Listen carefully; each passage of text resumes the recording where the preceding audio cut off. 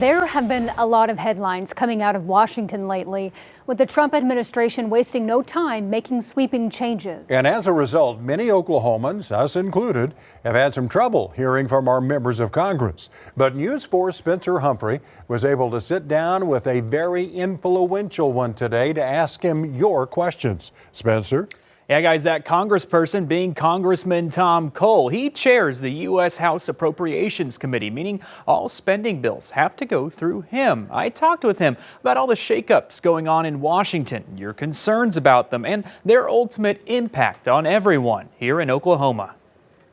Congressman Tom Cole knows how Oklahoma's bread is buttered. Oklahoma is a federal heavy state. We have 5 military installations here. Federal jobs that make a sizable chunk of our state's economy. We have a big reason to be concerned about what the federal government does because it has an outsized footprint in Oklahoma. It's why he says he's paid close attention to the U.S. Department of Government Efficiency, or DOGE, as it carries out its plan to gut the federal government under direction of billionaire Elon Musk, a plan he's largely on board with. It's important to remember we are an enterprise, the United States government, losing $2 trillion a year now.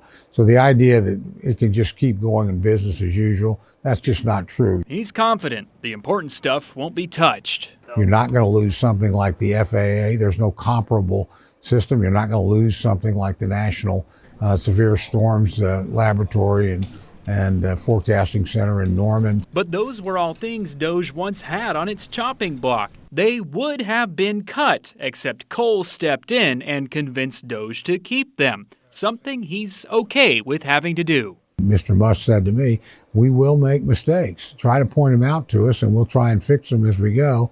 I found that to be the case. We asked Cole about the thousands of federal employees fired with little to no warning. First of all, I understand that, and I'm empathetic with that. Among them, Oklahoma FAA and IRS employees who told us their termination letters said they were fired because of poor job performance, even though they'd always gotten glowing reviews. That's unfair, and that needs to be corrected. You don't tell somebody or put on their record that they've done something wrong when they didn't do anything wrong.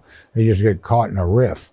And I do worry about that. This week, President Trump signed an executive order largely dismantling the U.S. Department of Education, part of a plan, he says, to give power back to the states. Cole tells us he supports it, even knowing Oklahoma's education system is ranked nearly dead last nationally. We're more than capable of running our own affairs, and honestly, it puts the responsibility in the hands of the people who can elect the school boards, can elect the state superintendent of education. He's promising no school will lose funding, no student will lose special services. The president's order says nothing's to be done to interrupt the flow of money that's flowing into particular programs in school districts, things like what's called IDEA, Individuals with Disability Education Act, to help school districts fund, because if a kid has a disability, certainly has a right to an education. And in a nation deeply divided, rhetoric seeming to grow more intense, more personal,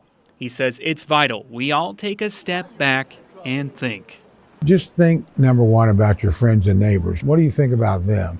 And probably think pretty highly of them, because America is a country full of decent, hardworking, honorable people. I think it's an old Churchill line.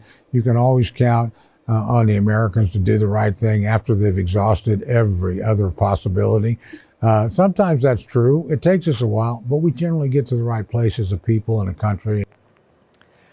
And there are so many topics important to so many of you out there right now that have been asking to and deserve to hear from their Congress members about. And while we didn't have time in that interview to get to nearly all of them, Congressman Cole is sitting down with the crew on Flashpoint this Sunday, where they'll go even deeper on the issues.